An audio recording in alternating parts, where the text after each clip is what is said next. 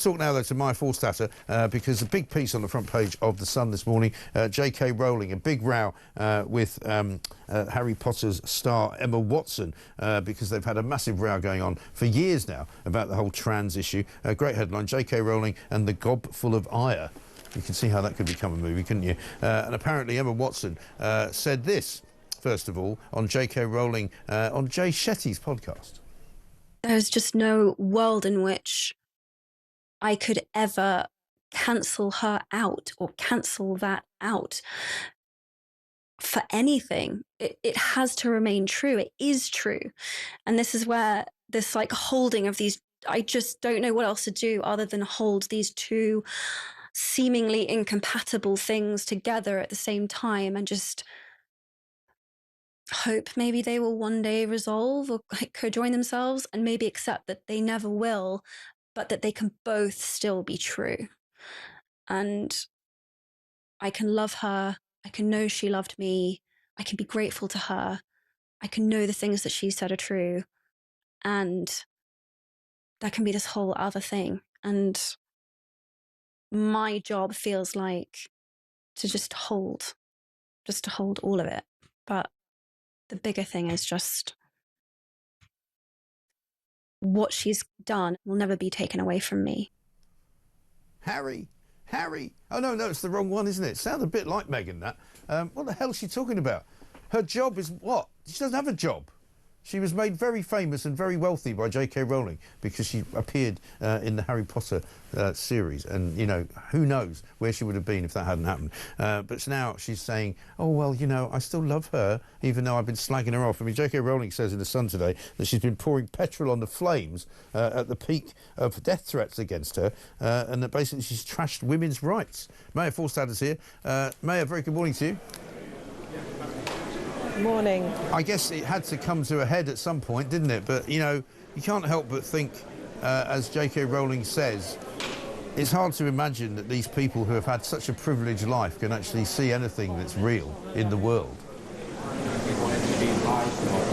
Exactly. I think they've just been trying to cover their own back and say what won't get them cancelled, but they've been throwing women under the bus, and she's betrayed J.K. Rowling, and expects her still to be her friend and still to love her. Yeah. That's not how it works. No, it's a very entitled view of the world, isn't it? That, you know, oh yeah, we've had this really terrible row. I've actually caused people or helped people to make death threats against you, but I'm sure you'll forgive me because, you know, maybe one day soon we might be able to work together again.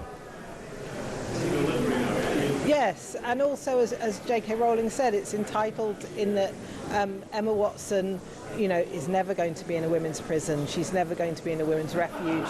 She probably doesn't use public toilets or, you know, anywhere that's not behind the velvet rope. And yet she was willing to give away women's rights and not to stand up for J.K. Rowling when she stood up for something which, you know, every sane person knows that a man isn't a woman. And the only reason to say that they are is because you're afraid of what will happen to you if you speak the truth. Yes. And she's interesting. I mean, it's a 600-word statement that J.K. Rowling's put out, and she says that the change of tack from Emma Watson, she suspects has been adopted because she's noticed that full-throated condemnation of me is no longer quite as fashionable as it used to be.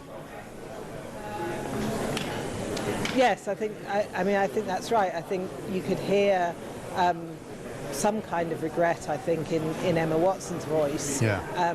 But she's given away too much. Yeah. I mean, it's extraordinary that this feud has gone on so long, really, as well. And not only Emma Watson, because her other co-stars in Harry Potter, you know, Daniel Radcliffe and the other bloke that nobody can ever remember, Rupert Grint, I think his name is, you know, they've all gone along with it, haven't they? Yeah, I think they thought they saw which side their bread was buttered on. They wanted to make it in Hollywood, and the best way to do that was to betray J.K. Rowling. Some of the other stars didn't and stood by her, like Robbie Coltrane, for example. You know, you find out who your friends are when you're in trouble. Absolutely right. And is there a sense that it's not as fashionable anymore? Is that true, or is it still? I mean, I get the sense that it's still very difficult for an awful lot of women who have been very strong on this particular subject.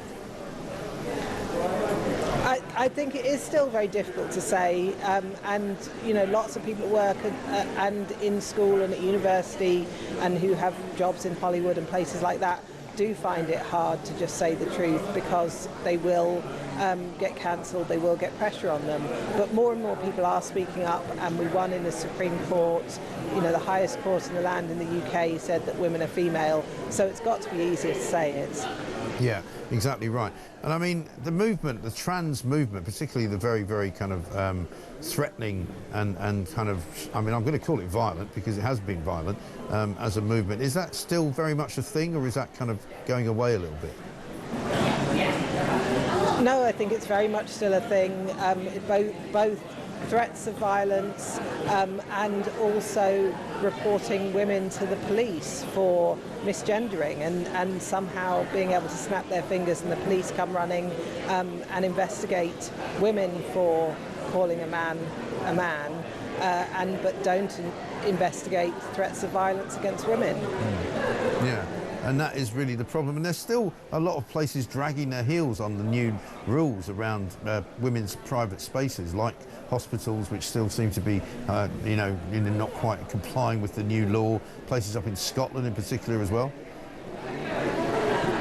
Yes, I mean, it's not the new law. It's the law as it always has been, but it's been misunderstood and missold by Stonewall and others. And as you say, authorities, schools, hospitals, the City of London over the Hampstead Ponds, for example, they've got 3 ponds, a women's pond, a man's pond and a mixed pond.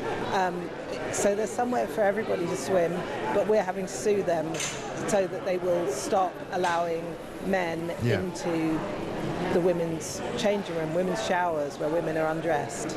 It is extraordinary, isn't it? Well, I mean, good on J.K. Rowling for putting it out there, and a great headline, as they say, on the front page of The Sun.